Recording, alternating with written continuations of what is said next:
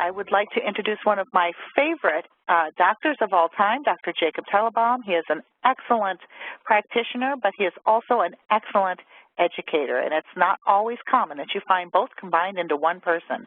He was the lead author of groundbreaking research on effective treatment for chronic fatigue syndrome and fibromyalgia syndrome. He has written so many books, there are too many to list, but some that you may have heard of are From Fatigue to Fantastic and The Fatigue and Fibromyalgia Solution. He's been featured on Good Morning America, Dr. Oz, CNN, Oprah and Friends, Fox News Channel, where he can talk intelligently about natural interventions and the way to get healthy again if you're experiencing these problems.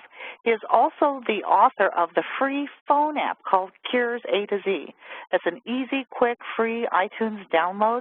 I believe he told me that he's over 1.5 million people that have downloaded this app, which is very easy to use. Enter in your health condition. It'll give you some suggestions of things you might want to try. And so it is my great pleasure to introduce to you Dr. Jacob Teitelbaum. Welcome, Dr. Teitelbaum. Well, thank you, Cheryl. So one of my other favorite educators, Cheryl, is awesome, as those of you who know her have already seen. And Lexi, hello there too. So let's go ahead. I'd like to welcome everybody, and we're going to teach you how to get a great night's sleep no matter what.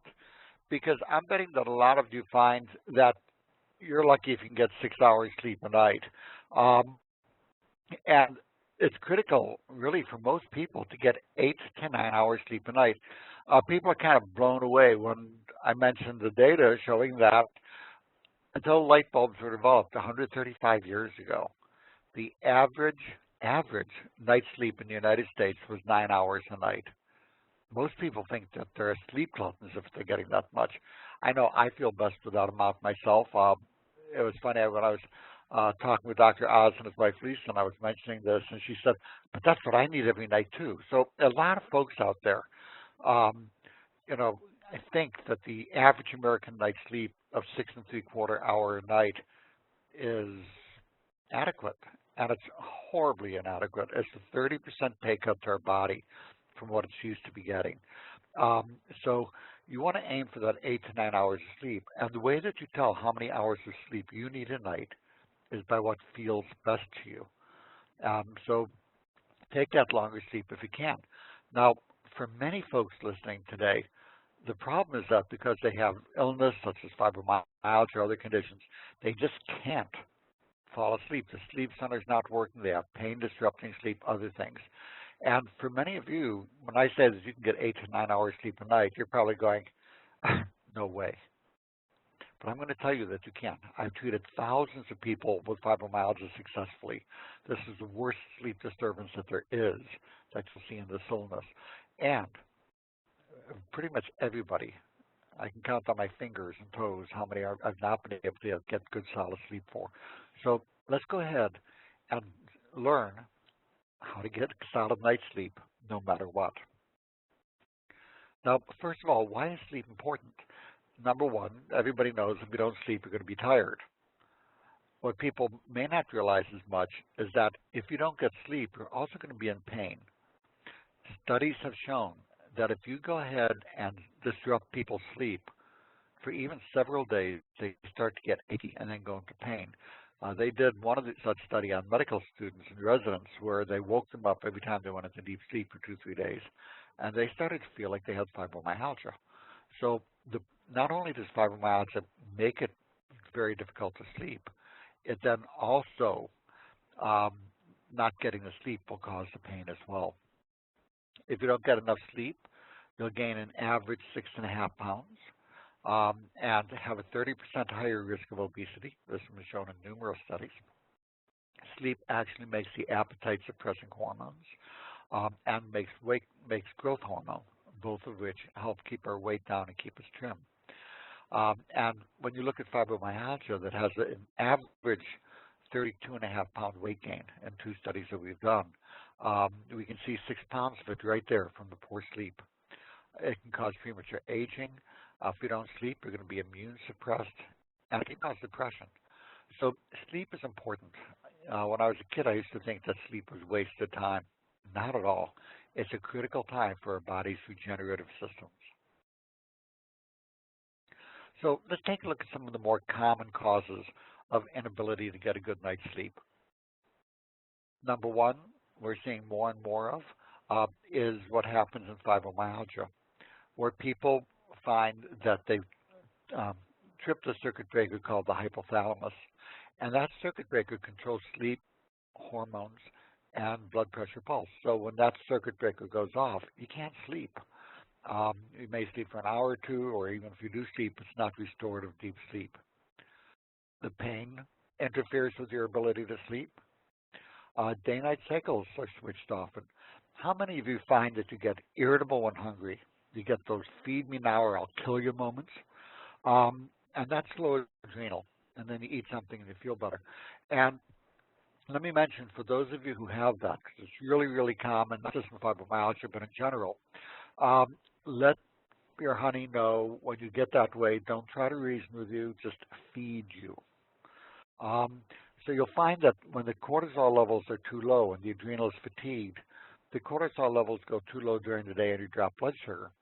But at nighttime, they don't drop fast enough, and you're still having too high a level at bedtime. A morning cortisol should be 20, and bedtime should be under 2. And if it's too high, you'll find that your mind is racing. So if you find that you're exhausted all day and then your head hits a pillow and it's 10 p.m. at night and your mind is wide awake and racing, then taking support such as phosphatidylserine or ashwagandha to go ahead and bring down the evening cortisol so you can sleep can be wonderful as well. About a third of people with fibromyalgia, for example, have restless leg syndrome. So if your sheets or your bed partner are kicked around all night, that's a pretty good sign you've got that. Simply optimizing iron, thyroid, and magnesium can be a big help for that. Sleep apnea, upper airway resistance syndrome, we'll talk about each of these things as well. Some of you find that you wake up to pee frequently. And a couple simple things with that. Because of gravity, blood tends to pool in people's legs, and that's normal, and the legs are made to handle that. But when you put your feet up on the bed, gravity is no longer keeping fluid there. It's as if you're draining 2 quarts of water back into your body. As if you're drinking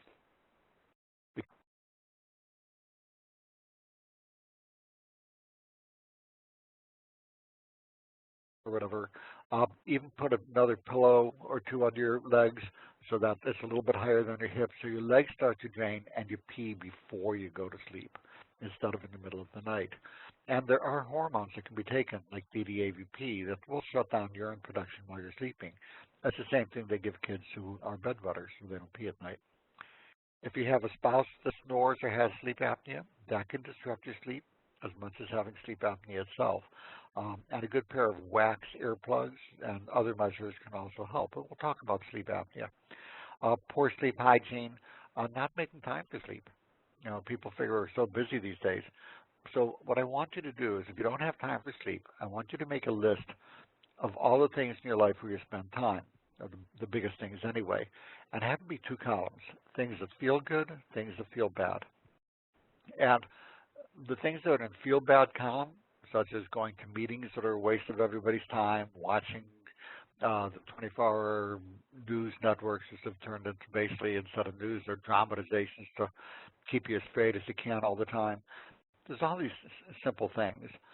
So if you go ahead and cut out the things that don't feel good, take that time, use them for sleep. You will find you don't miss those things, and you're going to feel a whole lot better. Now, people ask about sleep testing. Should I do a sleep study to look for sleep apnea, restless leg syndrome? I recommend instead just set up your phone camera at night when you go to bed and videotape yourself for an hour or 2. Put the camera at the foot of the bed so you can see your legs and your face at the same time. And then hit record and go to sleep. You'll be able to see in those 2 hours if you have the jumpy legs or if you have these snoring and stop breathing problems called sleep apnea, where you snore, you stop breathing, and then hear these gasping sounds. If you repeatedly see that, then you should have a sleep study. But I like to do the simple home screening first. So let's start with the basics, good sleep hygiene. Now, I know for people with fibromyalgia, sleep hygiene is not the problem, but sleep hygiene sometimes becomes problematic because of the sleep problem from the fibro. So it's important to even sometimes begin with the basics, and we'll go more into the sleep intensive care. So number one, especially for those of you with pain, and especially when it's cool outside, take a hot bath with Epsom salts. Epsom salts are magnesium salts, and if you put 2 cups of Epsom salts, you can get them cheap, health food stores, Costco, wherever you can look for them. 2 cups of Epsom salts in a tub of hot water. You want to make it better, even put a little bit of lavender oil in, although that's optional, but that's very relaxing, and then soak. I recommend making a nice evening ritual to kind of reward yourself at the end of a long day of everything. 2 cups of Epsom salts in a tub of hot water, the lavender, get a small square of chocolate, a little glass of red wine, light some candles, put on the music, and have some self-time. The Epsom salts will relax your muscles, the heat will relax your muscles, and all of a sudden you can be really relaxed when you get out, and you're going to find it's much easier to drift into sleep. Do give yourself a half hour in a nice robe to cool down after the bath, because otherwise you're going to sweat. So give yourself a cool down period where you're doing something calming, read a book, something along those lines, and off to bed with you. Make sure your room is not too hot at night, and don't keep your clock where you can stare at it if you have trouble sleeping. Many of you will find that you wake up at about 2 in the morning, and sometimes wide awake. And a percent of you folks, that's going to be happening because your blood sugar is dropping in the middle of the night. Remember, the adrenal is off whack in so many people these days. It's too low during the day, too high at nighttime. And then when it finally does go down, it plummets in the middle of the night, and your blood sugar plummets with it, and you wake up hungry. And especially if you have a sweat or you wake up wide awake, because that low blood sugar triggers an adrenaline release that wakes you up. A simple way to tell. Have a light 1-ounce protein snack before bedtime. Eat a hard-boiled egg or some meat or cheese or fish. Doesn't have to be a lot, an ounce, even 2 ounces. And that will help maintain stable blood sugars during the evening. So if that does help, you know that that's part of your problem. Earplugs, if your partner snores, consider tucking him in at night, give him a kiss, and then go sleep in a separate bedroom after so that because you need to get your sleep. Avoid caffeine after 4 p.m. Don't make bed a place for work. You want to have your routine that when your body sees that you're in bed, it knows it's time for sleep. And again, don't drink a lot of liquids at bedtime if peeing all night is a big problem for you.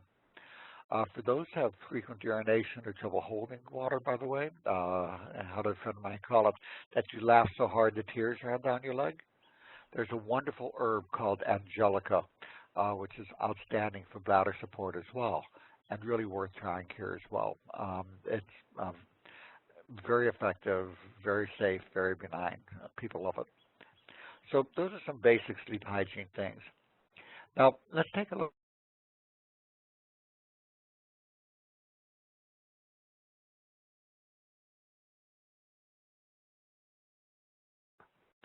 Now you want to start with the plant oils. And again, not all plant oils, not all herbs are created equal. It can say the same herb's name on the bottle, and they can be totally different things. Some companies don't care if it has to be the leaf of the herb, or if it has to be a certain fraction, or if it is a root. You really want to go ahead and make sure that they're good companies, that they're tested for potency and purity. So, but here are 4 of my favorite oils for sleep. Number 1 is lemon balm. Lemon balm stimulates our body's own natural Valium receptors called the GABA receptors to help calm down the nervous system. So it really helps switch you from that high adrenaline exhausted mode into relaxed and ready for sleep mode. Lavender also relieves anxiety. The lavender, interestingly, works through the same system that the body's natural endorphins or pain relievers work through, so it can help stimulate with that as well. But it relieves anxiety, mild sedative, improves deep sleep. It can be used during the day as well. Mandarin's really interesting. Mandarin oranges got their name because it was a traditional gift to the Chinese mandarins, to the leaders, because it really helped settle the nervous system, helped induce sleep. So it was a really precious, treasured gift, and because of that, the oranges were named Mandarin after them. And then Ravensara, also a classic, great rainforest herb to help relieve insomnia, nervous tension.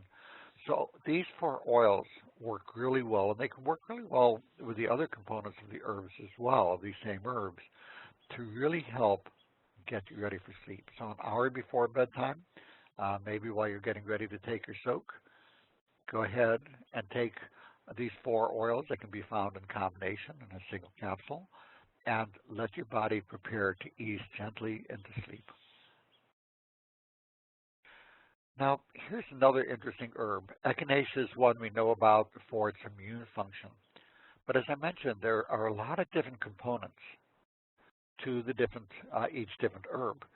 So you can have a lot of different functions depending on the portion of the herb that's used. There's a special part of the echinacea that's very, very helpful for anxiety, and I find also for sleep. I personally take this myself each evening. I don't have anxiety issues at all, but it helps me go into a nice deep sleep. So anybody who has anxiety can take this special form. Regular echinacea won't do it. It has to be a special form of the echinacea. 20 milligrams to 40 milligrams, 1 or 2 pills an hour before bedtime.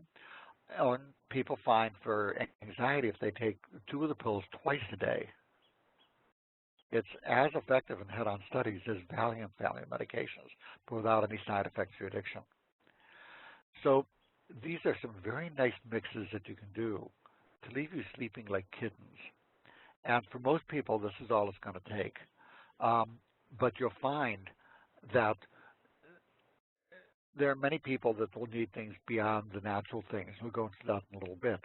But the nice thing, if you combine those 4 oils, combine the special echinacea, take those 2 together at bedtime, and that gives a really good start. Interestingly, the portion of the echinacea involved here stimulates the cannabinoid system. So it basically gives the benefits of that system without any of the side effects or toxicities. So you have natural herbs that can really teach your body to start recognizing the natural sleep signals and to help ease you into sleep and help keep you there. So a couple other sleep aids. The lemon balm oil is very helpful, but you can also use other parts of the plant. Same with the lavender. Hops. Now, there's the reason that Benjamin Franklin said that beer is God's way of saying that he loves us, and hops comes from the beer, and it has a lot of other benefits besides what we normally see. But it does promote sleep. It's a very good muscle relaxant. It does help balance hormones, decrease anxiety. Valerian is another excellent herb. The only issue is that about 5 to 10% of people will actually get stimulated by the valerian instead of calmed down. And if you're one of those, it's worth trying it. Pick a night that is not going to be a problem if you don't sleep all that night. Most people, it works really well. But if it leaves you feeling overstimulated, then you can't use it for sleep. Passion flower, very good. Theanine from green tea. But if you drink enough green tea to get you sleeping, you'd be up all night peeing. So the theanine, 50 to 200 milligrams myself, very helpful. Wild lettuce. So there's many, many different other herbals that are available. And I like to start people with the herbal sleep aids and the natural sleep aids because one, you don't have the side effect, you don't have the addiction, you don't have the increased risk of Alzheimer's and other problems that you have. And it just, you get side benefits instead of side effects. A couple other things, melatonin. I like there's a 5 milligram one that you can get at Walgreens, made by a company called Nature's Bounty. That's a mixed immediate release and sustained release. It's 5 milligrams, works very well, better than most of the others that my people have used. Magnesium, 200 to 400 milligrams at bedtime, can be very helpful. GABA, the main problem with GABA is taking the amino acid. It sometimes causes nausea once people go over about 500 milligrams, even over lower doses for some folks, but other people find that it helps their sleep. So it's worth a try. And 5-HTP, this is what makes serotonin in your body. And as long as you're not taking antidepressants or other serotonin-raising medications, um, if people are on the medication, I limit them to 200 milligrams, but otherwise they can take 400 milligrams at bedtime. 5-HTP has the added benefits of, after 3 months of use, helping pain and even sometimes helping weight loss and being an antidepressant. So a lot of benefits from each of these herbs. We could spend hours talking about just the health benefits of magnesium, for example. So, many of you have found that you've tried a little bit of this, a little bit of that. These herbs that I've mentioned so far, these natural remedies, can all be taken in combination.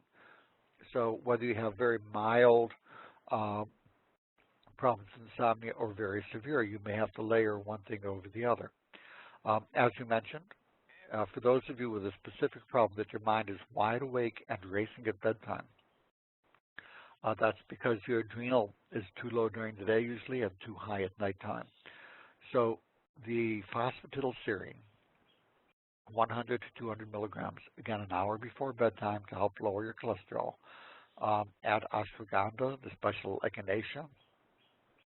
And again, take the 1 ounce protein snack at bedtime, because for those people whose cortisol is usually too high at bedtime, it usually plummets in the middle of the night and their blood sugar drops. So the phosphatidylserine, ashwagandha, the special echinacea, and a 1 ounce protein snack at bedtime. And you'll know within the first few days how that's working for you. So we've talked about a lot of the natural things, and for many people, just using a mix of these natural remedies can be enough. For people with fibromyalgia, where their sleep center and the hypothalamus is malfunctioning, they will usually take a mix of natural and prescription sleep aids, starting with the natural and then adding in very low dose of several medications. Most sleeping pills should be avoided, but there are other medications that can be very helpful for sleep. And let's go through the ones that, for those of you with fibromyalgia or severe chronic pain who need the medication support, which ones are most likely to be helpful. Again, we talked about people have blown a fuse. If you have fibromyalgia where you're tired, achy, weight gain, cold intolerant, and can't sleep, these are the hallmarks. Then you blew a fuse called the hypothalamus. That circuit breaker is clicked into hibernation mode. That controls sleep, and that's why you have the problem. You want to, again, if you're taking the medications, combine them with the natural products. You don't need as high a dose. And you want to adjust the dose to get basically 7 to 9 hours of solid sleep without waking or hangover. And if you wake for a few seconds and roll over, go back to sleep, I'm not worried about that. But these awake and you know you're awake kind of a things. People do better if they're adding in medications to take a very, very, very low dose of several treatments instead of a single dose of one. If they take enough of one medication to keep them out, and many of you have tried this, the doctors will try this, and it's not keeping me out, it's not keeping me out. When you take enough to keep you out all night, you're hungover till 2 in the afternoon the next day because your body has trouble clearing that higher dose out. But say you used a little dose. You went ahead and instead of the 300 milligrams of trazodone, you just used 25 to 50. And now it may not be enough to keep you out all night, but it's gone by morning so you're not hungover. And then you add a little bit of something else, maybe a little bit of Benadryl, and 12.5 milligrams of that. And that by itself may not be enough to keep you out, but the two together during the night may keep you out all night. And both of them are gone by morning. They're each cleared out of the body on their own timetable, so you're not hungover the next day. So let's take a look at a couple pharmaceutical sleep aids that can be helpful. Reasonable to start with doxylamine, which is like Benadryl, Dramamine. Any of those three can be helpful. 12.5 to 25 milligrams. Again, there is an increased risk of causing dementia in those over 60. So if you're taking it and you're starting to see your brain getting fuzzy, now again, with fibromyalgia, you're going to have fuzzy brain anyway with the brain fog.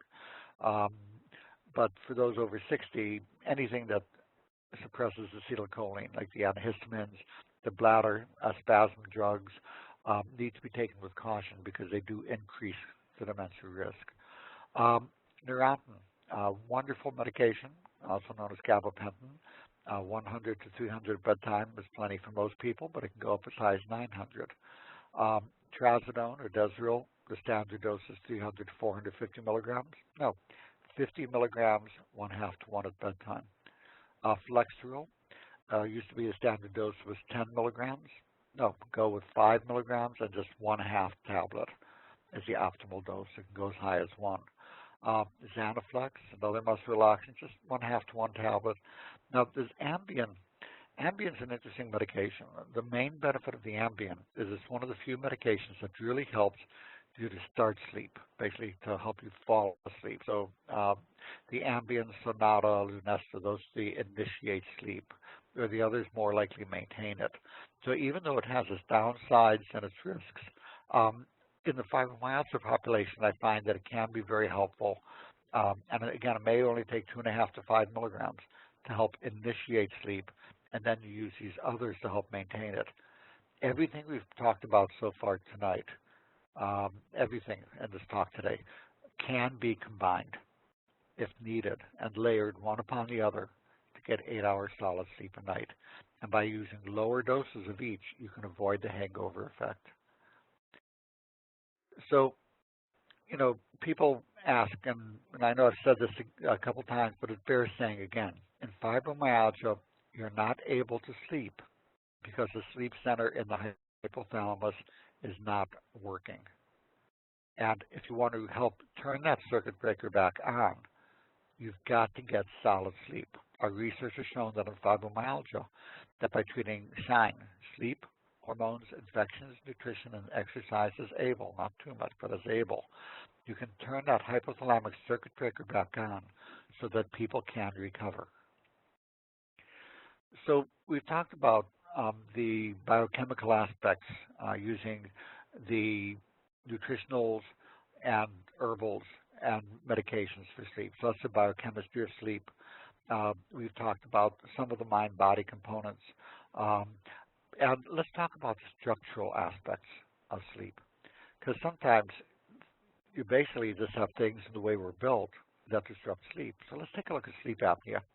Normally, we're sleeping, air comes in through the mouth or through the nose, preferably through the nose, and goes down into the airway, and that works really well. But say the tissues in your throat are larger than normal.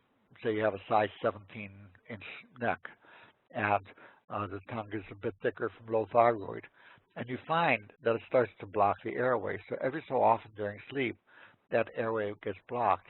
It's the same as if somebody put a pillow over your head. You're not able to breathe. So you snore as the air tries to get through this narrow passage until the passage stops, and then suddenly you stop breathing. And then your oxygen level drops, and the panic bells go off in your brain. And you start to get this gasping for air. And that's not very restful to have that happen about 100 times a night, which is not uncommon with sleep apnea. Now, once it happens more than 15 times an hour, it's considered clinically significant.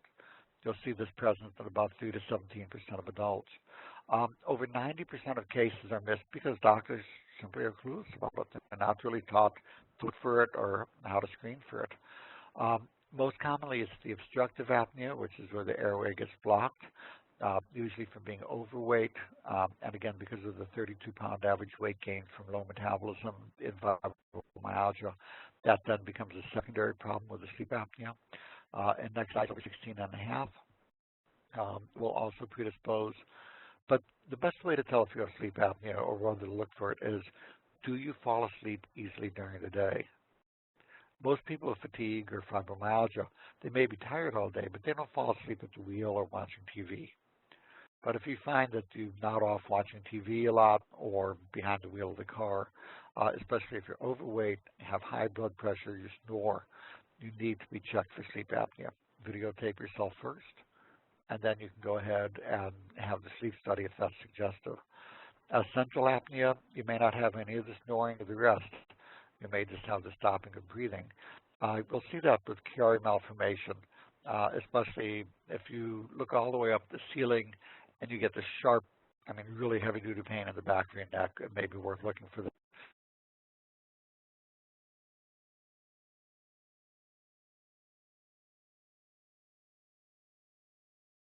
questions to consider. And I treat people with fibromyalgia from all over the world, and we are usually very often by phone. And we have a initial questionnaire, and the questions that I have in the questionnaire, the screen for sleep apnea are you over 20 pounds overweight? Do you have periods that you stop breathing or snore? And you need to ask your bed partner because you're not going to know. And do you have high blood pressure? If you have any of those three and severe fatigue, then it's worth videotaping yourself to look for the sleep apnea. Treatment, weight loss. Now, until you treat metabolism and fibromyalgia, good luck treating weight. But once you've treated the thyroid and the other issues, then people are able to lose the weight again. They use a breathing machine called a CPAP, which is like a little nose mask that blows into your nose and keeps the lungs inflated, like blowing into a balloon to keep the neck of the balloon from collapsing. But only about a quarter of people are able to tolerate it. Dental appliances work well. And here's a nice trick. For those of you who snore just when you're on your back, or predominantly on your back, and the video will tell you this, then you can go ahead and get a tight t-shirt to wear at night, and take an old pocket from something, put a tennis ball on, and sew that into the small of the back of the t-shirt. And this way, anytime you lie on your back, you'll be lying on the tennis ball and you'll roll over on your side.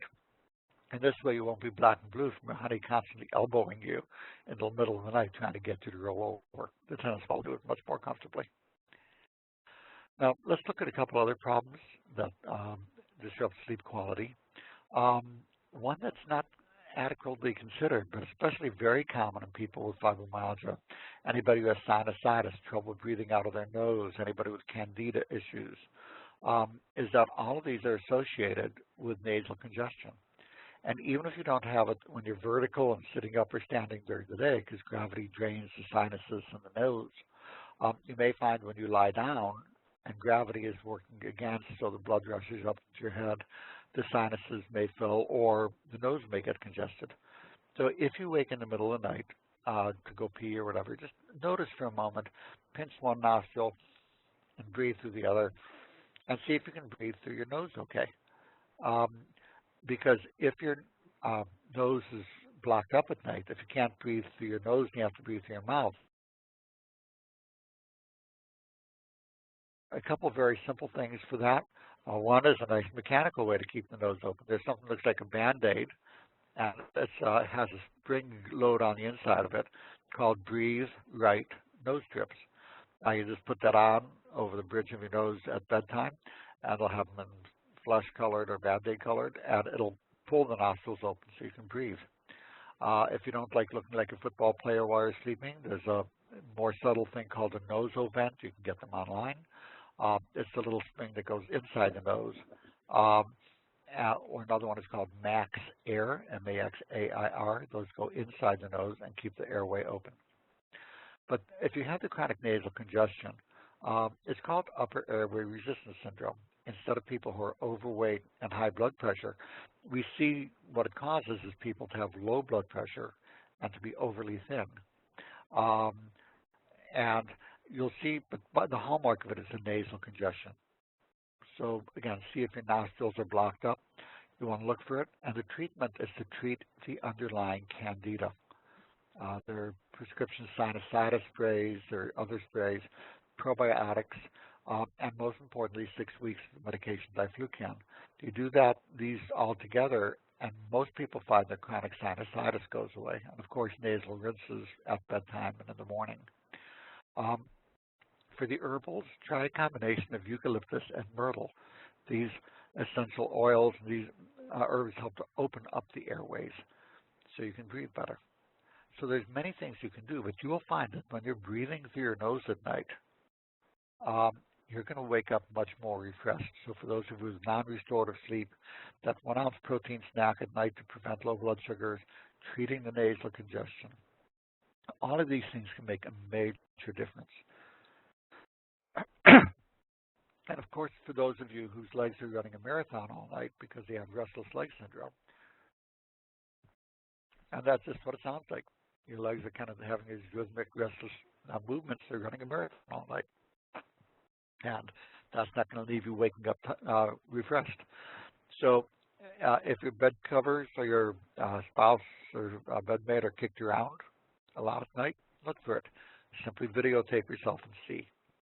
And for anybody with severe sleep problems or non-restorative sleep, it's worth that 2 hours of just videotape yourself so you can see your face and your legs on the same shot. And if, at worst case, you'll have an hour or two of video that you can watch. It'll be so boring, it'll put you to sleep watching it. So, but this way you can screen for the restless leg syndrome, sleep apnea. For restless leg syndrome, low iron. Now, most doctors will say that the iron, or the best test for that is called a ferritin, is normal if it's over 12. And the researchers looking at this call this, quote, insane, close quotes, because if you take a look at the worst bone marrow iron deficiency, and that's the gold standard of bone marrow, that's possible. No iron seen at all in the bone marrow. The ferritin levels will be normal in about 92% of those folks. It just makes the normal range utterly ludicrous. So if you have restless leg syndrome, ask your doctor to check a ferritin level. If they say it's normal, say thank you, but I want the actual result.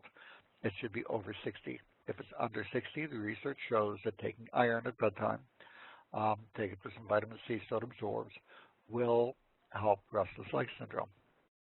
Taking the magnesium and Epsom baths at night will help.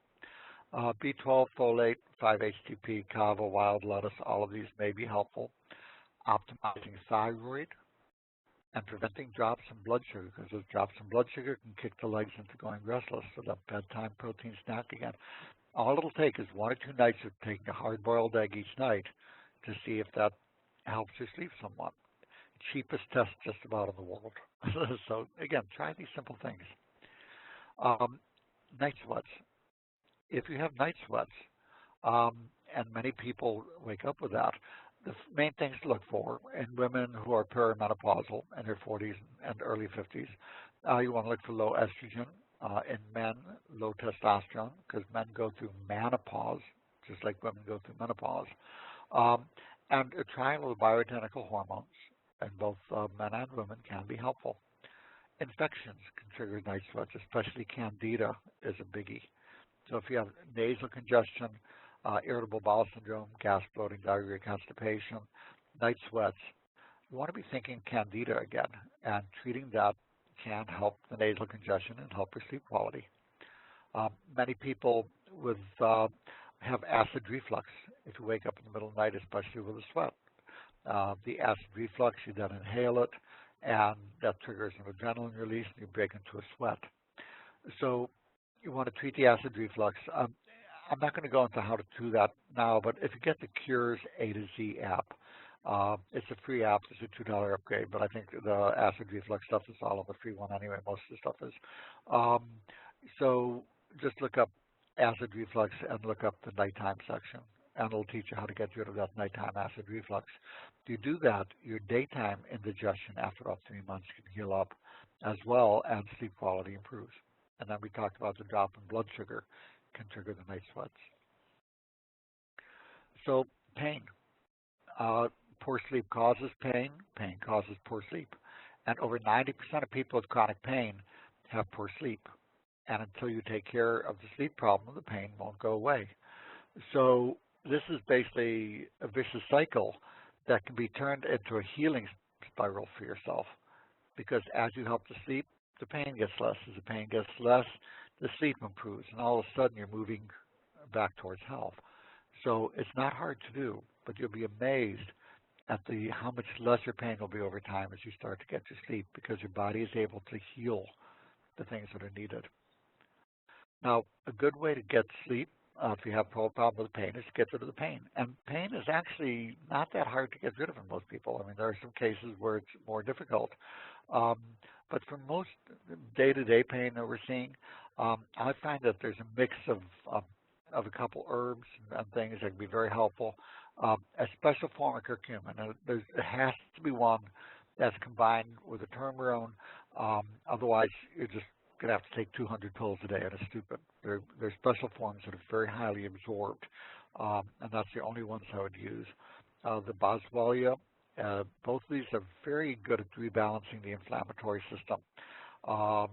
This mix has been a pain relief miracle, literally, for people. I've seen it get rid of pain that morphine hasn't touched. DLPA, which boosts your body's own endorphins, which are your natural pain killers that your body makes. So it's really helpful. And then the vitamin B6 can help with the serotonin production and help with a number of different things, and the melatonin to help sleep. So you can take these all in a single pill and take it before bedtime. And you can also, if you have localized areas of pain, like shoulder pain or something, get a topical comfrey cream. You rub that on, works very quickly for pain relief. So there's a lot that can be done for pain. And again, give these things 6 weeks to see the full effect. The comfrey is quick, but the herbals for pain, you want to give them 6 weeks. You can take them along with any other pain medications that you're taking. They are compatible. The only thing is if you're on the blood thinner Coumadin, then you wouldn't want to use it without your doctor's okay. So to summarize, you're having trouble sleeping. That's where you are right now, or you wouldn't be here today. It might be coming from fibromyalgia, in which case you basically blew a fuse, and using the SHINE protocol to optimize energy production can help you to recover from the fibromyalgia. I had it myself, been there, done that. Others of you simply have the other more common causes of poor sleep. But whatever the cause, you want to begin with the sleep hygiene tips that we talked about. Get the protein snack at bedtime, make sure you're not peeing all night, making time for 8 hours of sleep. You want to add in the herbals, followed by magnesium, 5-HTP, and melatonin for sleep support. And then, for those of you with fibromyalgia or chronic pain, you want to add in the medications to that as needed. And you use very low doses of several things until you're getting the 8 hours sleep a night that your body needs, and even go for 9 if that's what it needs. And you'll find that it's going to leave you staying young, trim, healthy, and you're going to feel great. And you're going to look back and say, I am so glad I showed up for that talk. Because you'll find you do these simple things, you are going to feel amazingly better. So I want to thank everybody for coming today. Know that you can get your 8 hours sleep.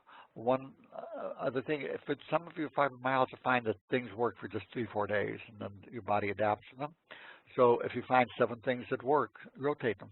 Take them each for 3 days if they only last for 4. And then when you get to the last one, go back to the first one. So there's all kind of tricks to take care of these little problems that come up. So if you've got, let's talk about the fatigue and pain and the SHINE protocol for optimizing energy. If you have fatigue or pain and it's chronic, the 5 things you want to do, you want to remember this takeaway word called SHINE. Remember how I mentioned that you flipped off a circuit breaker? That's because you have an energy crisis in your body. Both fatigue and pain are an energy crisis. And to optimize energy, think SHINE. Optimize sleep, which we talked about today. And so you're sleeping like this guy passing Z's over there. Hormones, optimize thyroid, adrenal, reproductive hormones, and other hormones. Infections, especially candida, although things like Lyme, viral infections, all of these can be treated effectively. Nutritional support, and then exercise is able. Many of you saw the New York Times editorial noting that the study on exercise, published about exercise and fibromyalgia, called the PACE study, is being touted as not quite criminal, but not too far off. And that's because they're saying that, well, all you need is exercise and it's all in your head. And that's idiotic. That's toxic. That's nasty, and it's nonsense. But with any chronic illness, you do need to stay as conditioned as you can because the deconditioning becomes a problem. So go for the walks as able. Listen to your body. If you feel wiped out and bedbound the next day, there's too much. But find the level you can do. So sleep is critical. Hormonal support, infections, nutrition, exercise is able. Our study showed that 91% of people with fibromyalgia improve with an average 90% increase in quality of life. So here's a simple tool to make it easy. I recommend if you go to www.endfatigue.com, you'll see a free energy analysis program. It's a 10-minute quiz. take the quiz. It can even analyze your pertinent blood tests, although you don't need to have the blood test. The symptoms and labs point to the same thing, but if you have them, throw them in too. But if not, you don't need them. Do the energy analysis program, and it will analyze all that to tell you what you need to do to optimize energy so your body can get back to feeling great again. It will apply the SHINE protocol for you and help you on your own to start your recovery. So I will note, for those of you, if you have fibromyalgia, also consider this. If you can't find a doctor in your area who really knows what they're doing, I do consult with people from literally from all over the world. Most of them choose to do it by phone, although some like to come here to Hawaii to see me where I live. But I had fibromyalgia myself. It actually knocked me out of medical school and left me homeless for pretty much for the year. And it was during that I learned how to recover myself. And we've been spending the last 30, almost 40 years now researching, writing, teaching, and helping people with this illness. And if you'd like to make a consultation, I am happy to work with you so that you can get your life back too. Just contact Sarah at appointments@endfatigue.com or call 410-573-5389. Leave a message and she'll get back to you to set up a time to talk. These consultations are very thorough, taking 3 to 4 hours in my one-on-one time, and we'll get you really headed in the right direction, and then we will guide you through the process to getting your life back. Other resources at endfatigue.com. There's a free email newsletter. There's the energy analysis program. Talk about the Cures A to Z app, blah, blah, blah, all kinds of good stuff. So what we're doing, and we're going to be revamping the site to give you a 5-step program start here and how to get from where you are to getting well. The tools are all there now. We're just going to organize it better over the next few months. Some books. If you, From Fatigue to Fantastic is the best-selling book of all time. CFS and fibromyalgia, pain 2123, beat sugar addiction, now blah, blah, blah. If you want a nice, easy read, if you have fatigue or fibromyalgia, the Fatigue and Fibromyalgia Solution, nice, simple read. Then if you want more information, I would go to Fatigue to Fantastic. So anyway, thank everybody for coming, and I'm here and happy to take questions. So Cheryl, Lexi, if you care to feed the questions, I'll go ahead and answer them. You bet. Hello, and thank you so much for such a wonderful presentation. What excellent hints there on things that people can do to help get sleeping, and we do have a lot of questions that have come in so far. So let's get started. The question is how to fall asleep. The only way this person can fall asleep is by taking something like lorazepam or Ambien. Otherwise, they're up all night long. So once they fall asleep, they're okay. It's the act of falling asleep. Is there one thing that's better than another for falling asleep? Because I also want to warn you that I've got questions that are the opposite. I can fall asleep, but I can't stay asleep. So 2 different problems, yes? Absolutely. So initiating sleep, that's the strength of Ambien and those other medications. The Klonopin, those kind of things help a little bit. But from a natural point of view, for initiating sleep, that's why we talk about doing the Epsom salt bath and also having a night ritual. Just like with our kids, we teach our kids, we have a bedtime story and we tuck them in. There's this little ritual we do that signals to their psyche that it's time for sleep. And really, as adults, we're just big kids. So, and we forget that our body also has its routines and signaling. So you want to start setting up your bedtime ritual to go ahead and, whether it's with the Epsom salt bath, reading a book, having a glass of wine, and I'm okay with people having a small amount of alcohol at bedtime. I think it's the larger amounts that get very, very disruptive. But I think having a drink at bedtime can help you to initiate sleep as well. So those simple things. And then take the herbals an hour before bedtime, even an hour and a half, so they have time to kick in. And then if you still need the Ambien, then I would use it, but I would do these other things first. Okay, then let's talk about the other problem, which is another question that's come through that says, I can fall asleep, but I can't stay asleep. Yeah, it's as if the angel Gabriel blows this horn at 2 a.m. and everybody in the world with fibromyalgia wakes up. It's, there's a lot of reasons for that. Part of that is that the day-night cycle is off.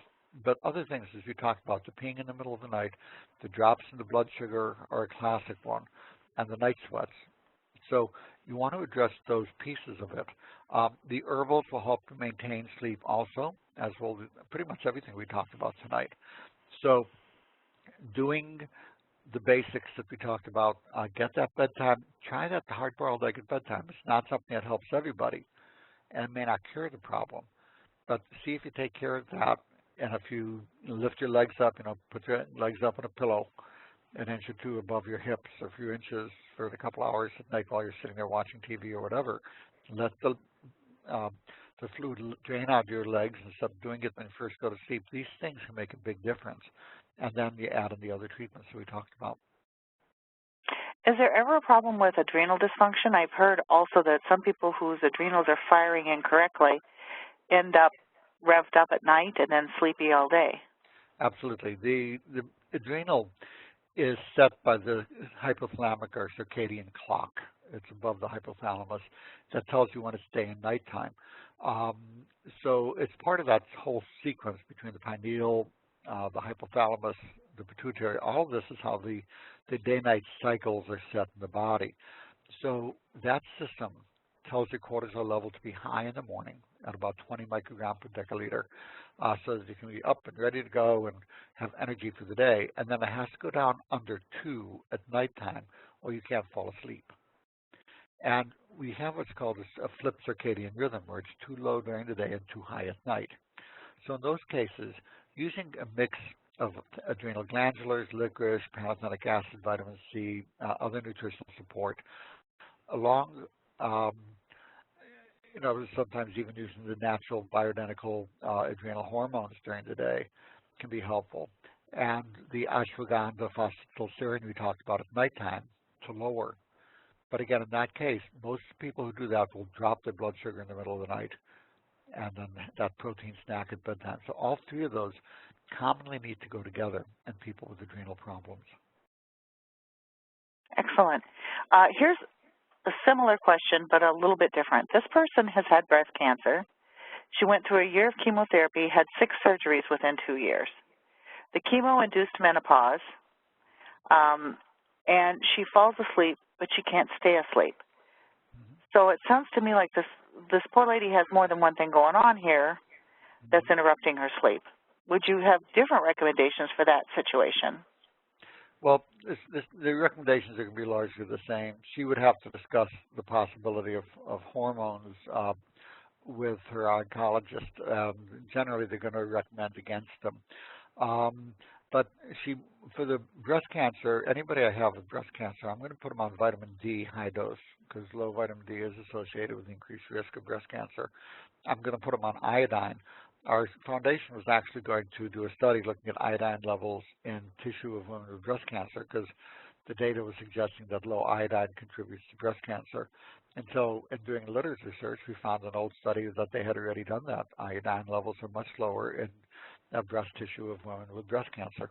So I think it's very reasonable to take 6.25 milligram of iodine a day. Even you may want to get a book by Dr. David Brownstein called Iodine. He'll go up as high as 50, but that will cause low thyroid with long-term use in May anyway.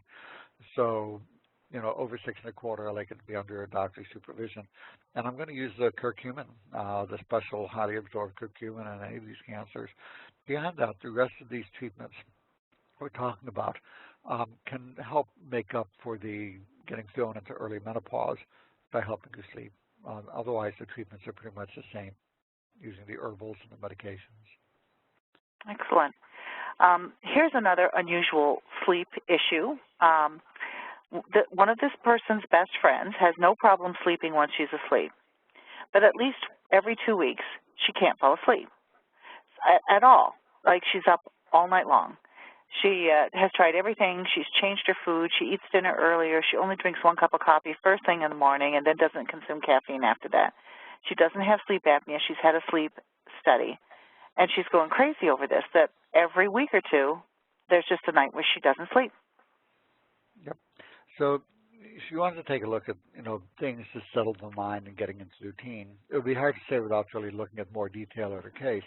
And I hate to be glib about it, but in that case, it's just reasonable to go ahead and consider using the Ambien or Sonata medications on those nights where it's obvious she's not going to fall asleep, and just to use it and to put her out. Because sometimes the fear of, oh my God, what if tonight I'm not going to be able to sleep, may be keeping her awake when she otherwise would fall asleep.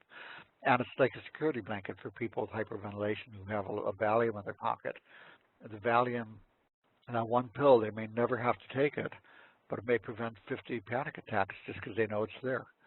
So she may want to give herself permission to use it, just so she's not worrying about being able to fall asleep, and only take it when it does happen. But I bet it wouldn't happen as often if she didn't have to worry about whether she could sleep or not. She may have gotten herself into this, oh my God, it's going to happen tonight mode, where the fear itself becomes self-fulfilling. But I need a more thorough evaluation to really tell. I have a couple of accolades here, Dr. Teitelbaum, of what a great presentation this is, but I want to read one of them because it's very touching. It says, great presentation, as always, Dr. Teitelbaum. As a recovering chronic fatigue patient, excuse me, something just popped up in the middle of this. As a recovering chronic fatigue patient, your suggestions are spot on. Thank you for making such a positive impact on my life so I can, in turn, give hope to others. So what a sweet message. Thank you so much for sharing that. Indeed. And, the thing is, in medical school, it was see one, do one, teach one. And in fibromyalgia, you had it, you got rid of it, you help others get rid of it. And then get on with life. Indeed, that's how it works. So waiting for the doctors just doesn't seem to work. Well, thank you. That's nice. And here's another question. What was the name of the book that Dr. T mentioned in the last question? I think they're talking about Dr. Brownstein's book. Iodine. That's the name of the book. Iodine. It's Iodine, Why You Need It and Why You Can't Live Without It by Dr. David Brownstein, correct? That's a long title. But if you just look up Yes, Iodine, that's a long title. David Brownstein, it'll pop up. Yes, they'll find it, won't they? All right. And here's a question. Is there a best time to go to bed? Is there like an optimal golden hour? Yeah, when your body wants to. Everybody's different. Okay. The average night's sleep in the United States, average night's sleep in most of human history was 11 hours a night. The sun went down, it was dark, boring, and dangerous outside, and people went to bed. Sunrise, they woke up, unless it was a festival night. And what you found is that in that 11 hours where people slept, they tended to be up for 2 hours during the night. And they would discuss dreams or they might ponder things. But it was different from person to person. But culturally, if you think about it anthropologically, it allows somebody to be awake at any time. So in case there's an invasion of the village or something, somebody can sound the alarm. We're not all built to fall asleep at the same time and wake up at the same time. So the way you tell what the best time is for you is try different times and see how does that work out for you. But what if you are an owl trying to live in a lark society, someone who's programmed to go to sleep at midnight or 2 a.m., but because you're trying to fit this round peg into a square hole, can you adapt that natural inclination to stay up later, sleep later, to get people into the mold that's more compatible with the work world? You can, or you may want to adjust your work world to fit you. So, you can do it in both directions and see what feels best to you. I've done it both ways in my life, depending on what worked best for me and what served me at the moment. There are times, living in Hawaii, I'll do radio shows at, midnight, 2 in the morning, 4 in the morning. I'm 6 hours behind Eastern time. So there are times I wake up at the crack of noon, and other times I'm up at 5 in the morning. But I do that when it's worth it. And if it's not worth it to me, I say no. So, wonderful. So you adjust your life and see which way feels best to you. Is it better to adjust your job or to adjust your sleep schedule? You can do either. Here's a question asking, what was the name of the herb you mentioned for waking up with frequent urination? It's a special form of Angelica. Angelica, Archangelica, yes? Yes, and Cheryl, I don't know if we can give names or not in the Q&A, but so I'll leave that up to you. Well, you know, if people are interested, we can always contact them later.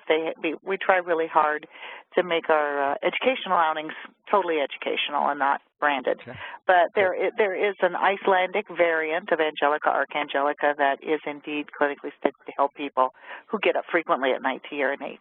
So we'll make sure that anybody who has those kinds of questions that will get answers. Let's see, what else? Another very sweet message that this person wanted to add to their original message. They wanted to let everybody know that they've had CFS for 40 years and that there is hope. And if she can have help after all the years that she suffered, other people can. And Dr. Teitelbaum, your courage in sharing what you have learned and sharing what you have experienced have been a godsend. So thank you so much again for those kind, kind words. Thank you.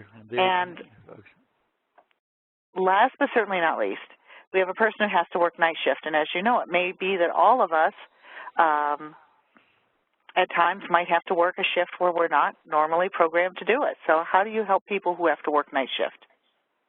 Well, some similar things to what we did today. I mean, that's the old, that's one reason coffee was made. I hate to say it, but coffee is not an unhealthy thing unless it's overdone. So the herbals can help. And the problem is more with shift rotations where you're working night shift for a month or a week or two, and then they do you in the morning, and they rotate you round and round. That's crazy for people. But you can do the melatonin and take the melatonin about 4 hours before or 3 hours before it's time for bed. So maybe when you're done with the shift, take the melatonin, whatever time it is, maybe just on your way home from work, and then take the herbals when you get home with the rest so that you can fall asleep at the time. So basically the things we talked about here, but just reprogramming your body to the time you want it to sleep and wake. Excellent. We've had several questions about asking if this is going to be recorded so that people can rewatch or that they can recommend it to others.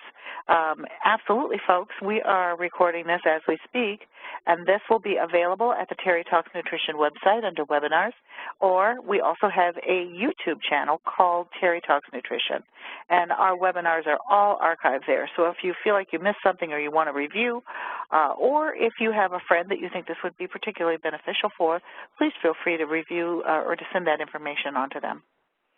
Let me just go through this and see if we have any questions that I have missed. Well, I think we may have answered everyone's question. And we do have a Q&A on both my Facebook page, so that'll be the Jacob Teitelbaum, MD Facebook page, and at endfatigue.com. You'll see a Q&A thing where people can send questions. I can't get to all of them, but I do get to most of them, even though it may take me a little bit of time. So if you have other questions that come up, feel free to send them to me over there, and glad to help you.